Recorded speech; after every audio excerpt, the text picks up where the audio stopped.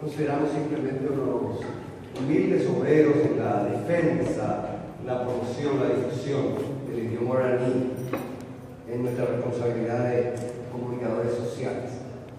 Y lo acepto en recordación y homenaje también a nuestro maestro común, el grande Pedro Bolívar, que lo recordamos hoy.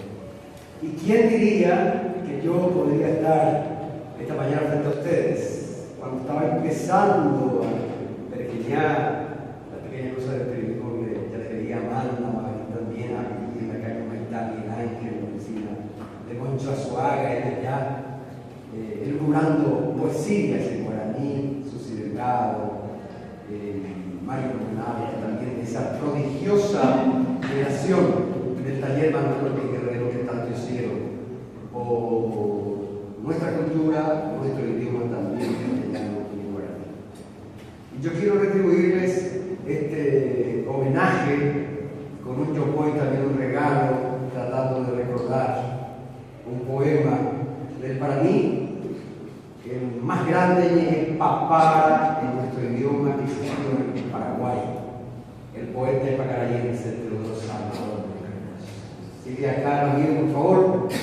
Hace tan Paraguay, Peisai del Paraguay, Renimbi de Yayaipa, Hangakunan de Poay, Mamoy Munisai.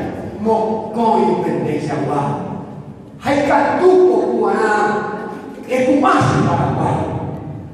Y antes para fechar, pobre que vivió, Aupeo Tobentoso, Hasipeleza. Y van a reclamar, cobrete y evitazo, Aurete Orecuazo, Tobeta y Piumpa. Mamá de nuevo interés, Ana de Tupu. Topaní, Peyepojú.